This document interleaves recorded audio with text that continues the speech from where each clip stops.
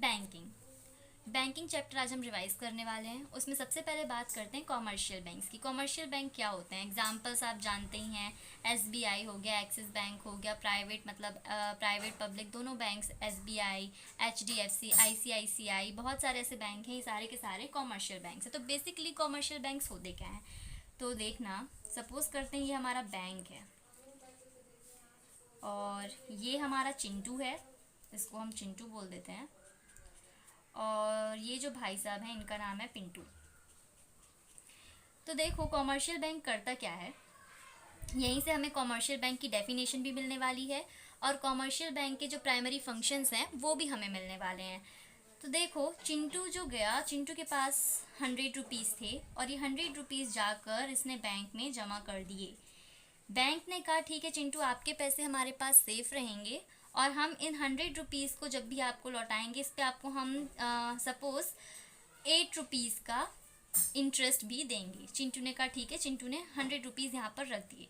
अब जो पिंटू है इसको करना था बिजनेस, ये बहुत बड़ा आदमी है, बहुत भारी आदमी है, ये इसको करना है बिजनेस। इसे भी बिजनेस करने के लिए बहुत भारी आदमी है, देखना 100 रुपये का इसको बिजनेस करना है, इसे 100 रुपये का लोन चाहिए, जस्ट एन एग्जाम्पल। तो इसे लोन चाहिए, ये बैंक के पास गया, इसने बैंक को अप्रोच किया और बैंक से इसने 100 रुपये लिए।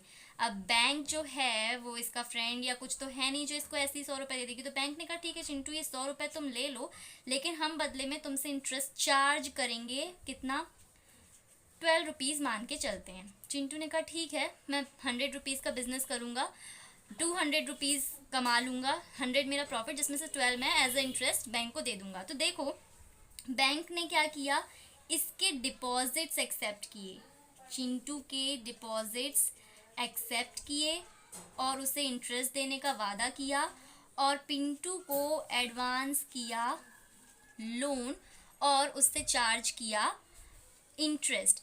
तो देखो पिंटू से लिए 12 रुपीज़ बैंक ने और 8 रुपीज़ दिए चिंटू को एज अ इंटरेस्ट, मतलब जो ये 4 रुपीज़ हैं ये हो गया बैंक का प्रॉफिट, किसका, कॉमर्शियल बैंक का। तो कॉमर्शियल बैंक की डेफिनेशन क्या हुई, कॉमर्शियल बैंक एक ऐसा फाइनेंशियल इंस्टीट्यूशन है, मैं शॉर्ट में लिख रही हूँ, एग्जाम में आपको पूरा लिखना है। बैंक जो कॉमर्शियल बैंक एक फाइनेंशियल इंस्टीट्यूशन है जो क्या करता है, एक्सेप्ट करता है डिपॉजिट्स। पिंटू के डिपॉजिट्स मत लिखाना कि चिंटू या पिंटू, वहाँ पे आपको जनरल पब्लिक लिखना है।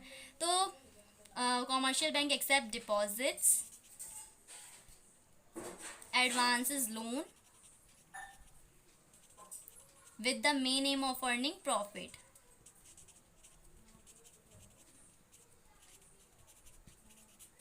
ये है कॉमर्शियल बैंक की definition as well as the basic और primary functions of commercial bank. I hope आप लोग को क्लियर होगा। तो बैंक जो है कॉमर्शियल बैंक, यहीं से हमें डेफिनेशन मिलती है कॉमर्शियल बैंक की और यहीं से हमें इसके दो प्राइमरी फंक्शन मिलते हैं, पहला accept deposit and advance loan. बात करते हैं प्राइमरी फंक्शंस की, primary functions of commercial bank. एक होता है एक्सेप्टिंग डिपॉजिट और दूसरा होता है एडवांसिंग लोन, जैसा हमने ऊपर देखा। तो एक्सेप्टिंग डिपॉजिट्स में क्या करता है बैंक, डिपॉजिट्स एक्सेप्ट करता है, बदले में रिटर्न्स प्रोवाइड करता है। तो टाइप्स ऑफ डिपॉजिट्स क्या हैं, जिस टाइप की डिपॉजिट या कैटेगरीज बोली जाए वो क्या हैं डिपॉजिट्स की। तो पहला है सेविंग डिपॉजिट, नाम सुना होगा आप लोगों ने। ये ऐसे डिपॉजिट्स होते हैं which are repayable on demand, demand पर, आपकी डिमांड पर रीपे करती है बैंक इनको। नेक्स्ट बैंक क्या करती है, स्मॉल रेट ऑफ इंटरेस्ट आपको प्रोवाइड करती है और जनरली सेविंग अकाउंट में जो हम पैसा सेव करते हैं वो भी स्मॉल अमाउंट का ही होता है और बैंक इसके विड्रॉल्स पर हमको रिस्ट्रिक्शन भी इम्पोज करती है। नेक्स्ट है हमारा करंट डिपॉजिट। ये करंट डिपॉजिट कैसे लोग रखते हैं, पिंटू भाई जैसे जो बिजनेसमैन होते हैं, ठीक है, जो बिजनेसमैन होते हैं वो जनरली करंट डिपॉजिट रखते हैं। क्यों, क्योंकि उनको एक दिन में काफ़ी ज़्यादा ट्रांजैक्शंस करनी होती है तो उनके लिए ये अकाउंट यूज़फुल रहता है। लेकिन इस अकाउंट में आपको बैंक इंटरेस्ट प्रोवाइड नहीं करता। इस डिपॉजिट को हम डिमांड डिपॉजिट भी कहते हैं और ये वाले अकाउंट भी जो होते हैं वो रीपेबल ऑन डिमांड होते हैं। बैंक जो है इस पे हमें इंटरेस्ट तो प्रोवाइड नहीं करता, लेकिन क्या करता है, हमारी हर एक ट्रांजैक्शन पे इंटरेस्ट चार्ज करता है। जो पिंटू भाई है ना, आपने देखा कि उससे बैंक ने इंटरेस्ट लिया था, इंटरेस्ट चार्ज करता है, इंटरेस्ट प्रोवाइड नहीं करता। ये इसका की पॉइंट है, बिजनेसमैन ये अकाउंट मेंटेन करते हैं। नेक्स्ट है फिक्स डिपॉजिट, एफडी नाम सुना होगा इसका भी आप लोगों ने। फिक्स डिपॉजिट, इसमें क्या होता है, हम एक पर्टिकुलर अमाउंट एक पर्टिकुलर पीरियड के लिए, कुछ amount for a particular period of time bank में सबमिट करते हैं, डिपॉजिट करते हैं, और बैंक क्या करता है, इस पे हमें इंटरेस्ट प्रोवाइड करता है। जनरली जो इंटरेस्ट हमें फिक्स डिपॉजिट में प्रोवाइड किया जाता है वो बहुत हाई होता है, बहुत नहीं बट हाई होता है कंपैरेटिवली। और हम क्या करते हैं, हम फिक्स डिपॉजिट से पैसा निकाल नहीं सकते। हम मतलब ऐसा नहीं कर सकते कि बैंक के पास जाएं और बोले ए बैंक दे देना, पैसा दे देना, वो आपका है, लेकिन आप ऐसे बैंक से बार बार जाके पैसा नहीं मांग सकते।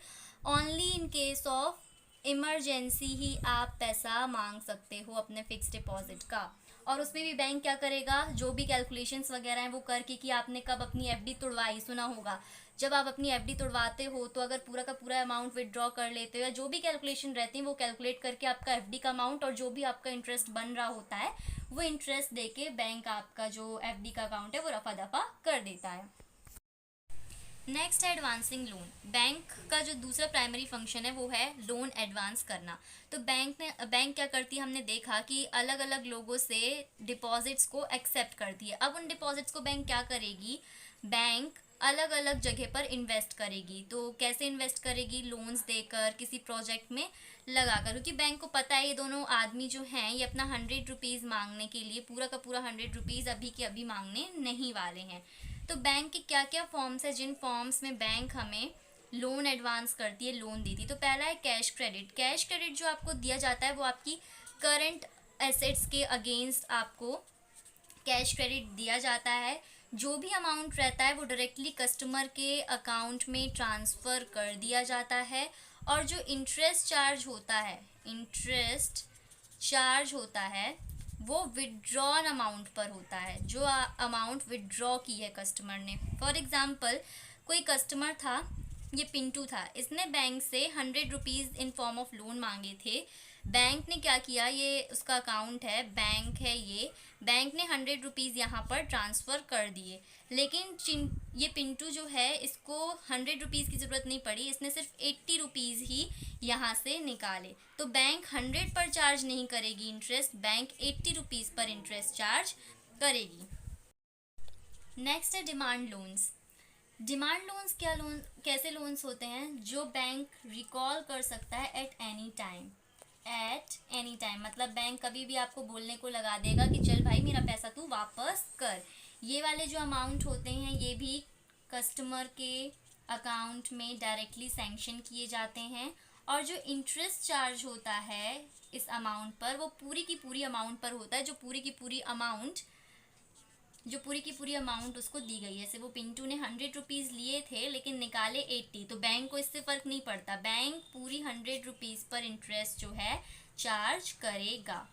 And the next is short term loans.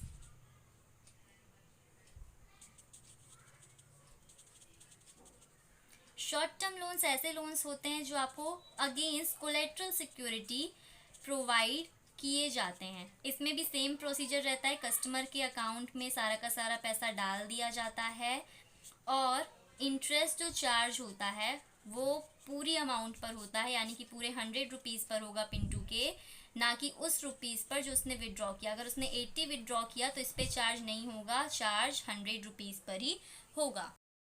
अब बात करते हैं सेकेंडरी फंक्शंस बैंक की क्या होती है। तो सबसे पहला होता है ओवरड्राफ्ट फैसिलिटी। आपने सुना होगा ओवरड्राफ्ट, अकाउंट्स में कई बार एंट्री भी की होगी ओवरड्राफ्ट फैसिलिटी। तो ये क्या होता है ओवरड्राफ्ट फैसिलिटी, मतलब कि जैसे ये कोई पर्सन है, पर्सन ए, इसकी जो लिमिट है अकाउंट की ये सिर्फ 1000 रुपीज़ है। मतलब ये 1000 रुपीज़ तक का अकाउंट होल्ड करता है। ये अपने बैंक से मतलब अपने डिपॉजिट्स अकाउंट से सिर्फ 1000 रुपीज़ तक ही विड्रॉ कर सकता है। लेकिन इसको अब और ज़्यादा ज़रूरत पड़ रही है, तो कुछ रेप्यूटेड कस्टमर्स होते हैं जिनकी रेपुटेशन बहुत ज़्यादा हाई होती है।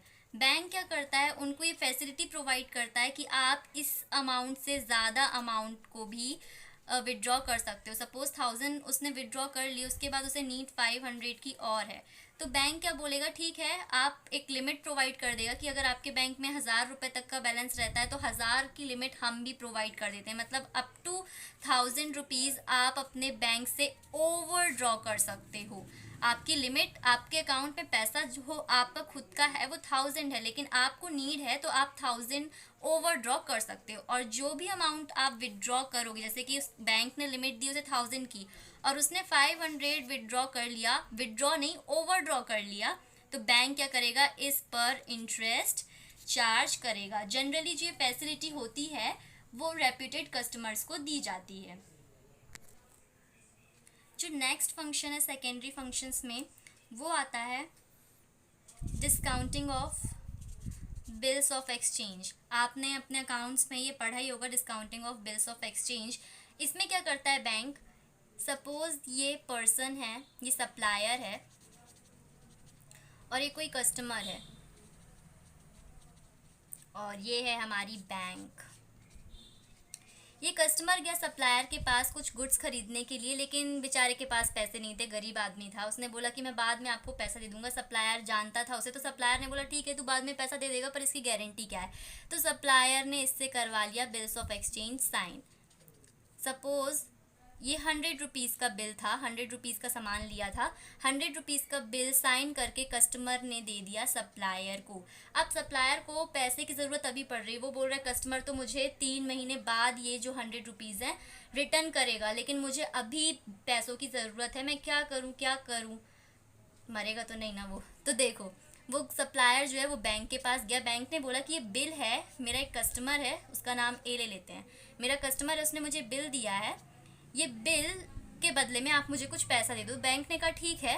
तो बैंक क्या करेगी, बैंक ने ये बिल रखा अपने पास, ये बिल अपने पास रखा 100 रुपीज़ का, और 90 रुपीज़ जो हैं वो सप्लायर को दे दिए। 10 रुपीज़ चार्जेस बैंक ने काट लिए, और फिर टाइम आने पर बैंक क्या करेगी, वो कस्टमर से निपट लेगी, पैसा ले लेगी। तो ये क्या होता है, ये डिस्काउंटिंग फंक्शन होता है बैंक का, जो बैंक अपने कस्टमर्स को प्रोवाइड करती है। नेक्स्ट है एजेंसी फंक्शंस। नेक्स्ट और क्या फंक्शंस होते हैं कमर्शियल बैंक के, ट्रांसफ़र ऑफ फंड्स। बैंक क्या करते हैं, बैंक एक जगह से दूसरी जगह, एक कस्टमर के अकाउंट से दूसरे कस्टमर के अकाउंट में जो फंड्स हैं वो ट्रांसफ़र करते रहते हैं। नेक्स्ट है purchase and sale of foreign exchange. Foreign exchange की परचेज एंड सेल करते हैं on behalf of their customers. Securities को परचेज एंड सेल करते हैं, वो भी on behalf of their customer. For example कई लोग होते हैं जो इंश्योरेंस लेके रखते हैं, बहुत टाइप के रेंट उन्हें पे करने होते हैं, तो बैंक क्या करता है, कई बार अपने कस्टमर के बिहाफ पर इंश्योरेंस प्रीमियम, लाइफ इंश्योरेंस जो होता है, रेंट होता है, इलेक्ट्रिसिटी बिल होता है, बहुत सी चीज़ें होती हैं जिनका पेमेंट कर देता है, और बहुत सारे कलेक्शंस भी रिसीव कर लेता है on behalf of their customers. Next है लेटर ऑफ रेफरेंस। बैंक क्या करते हैं, इंफॉर्मेशन प्रोवाइड करते हैं ट्रेडर्स को अपने कस्टमर की इकोनॉमिक पोजीशन के बारे में, कि वो कैसे हैं, उनकी इकोनॉमिक पोजीशन कैसी है, और कस्टमर को भी बताते हैं कि जिस ट्रेडर के साथ आप ट्रेडिंग कर रहे हो वो कैसा है, आप उसके साथ ट्रेडिंग कर सकते हो नहीं कर सकते हो। एंड नेक्स्ट है trustee and executor. Commercial bank क्या करते हैं, अपने कस्टमर्स के जो विल्स हैं उन्हें प्रिजर्व करके रखता है, और उनकी डेथ के बाद कई बार उसे एग्जीक्यूट करता है एग्जीक्यूटर बनकर। Next general utility functions of commercial bank. सबसे पहला है under writing securities. Under writing securities में बैंक क्या हेल्प करता है, मार्केट में आपकी सिक्योरिटीज़ को सेल करता है आपके बिहाफ पर, और आपसे कुछ कमीशन चार्ज करता है। बैंक का जो रेपुटेशन है, बैंक के ऊपर पब्लिक का फेथ रहता ही रहता है, बैंक पर हम कितना भरोसा करते हैं, तो कोई भी जनरल पब्लिक जो है वो बैंक से इजीली प्रॉपर्टीज़ की, सिक्योरिटीज़ की डीलिंग कर लेती है, उनसे परचेज कर लेती है। नेक्स्ट है लॉकर फैसिलिटी। बैंक हमें लॉकर फैसिलिटी प्रोवाइड करता है, जिसमें हम अपने वैल्यूएबल कॉस्टलियर आइटम्स जो भी हैं, कैश हो गया, ज्वेलरी हो गया, जितने भी आर्टिकल्स हैं वो हम वहाँ पर रख सकते हैं। लेटर ऑफ क्रेडिट आपने बीएस में पढ़ा होगा I think. Letter of credit provide करता है बैंक क्रेडिट वर्दीनेस पोजीशन बताने के लिए, कि आपका जो क्लाइंट है उस वो कितना क्रेडिट वर्दी है, वो जो आपके साथ ट्रांजैक्शन कर रहा है उसके लायक है भी या नहीं है। नेक्स्ट है ट्रैवलर्स चेक। बैंक कई बार ट्रैवलर्स चेक इशू करता है। इससे क्या होता है, जब भी आप कभी ट्रैवल कर रहे होते हो और आपको कैश अपने साथ नहीं रखना है, रिस्क अवॉइड करना है आपको कैश रखने का, तो ये चेक जो बैंक है आपको इशू कर देता है। ये एक तरह से मनी का ही काम करता है। नेक्स्ट है कलेक्शन ऑफ स्टैटिस्टिक्स। बैंक क्या करता है, बहुत सारी इंफॉर्मेशन कलेक्ट करता है और उसको पब्लिश करता है, जिससे कि लोग इंफॉर्मेशन ले सकें about bank, about traders, about customers.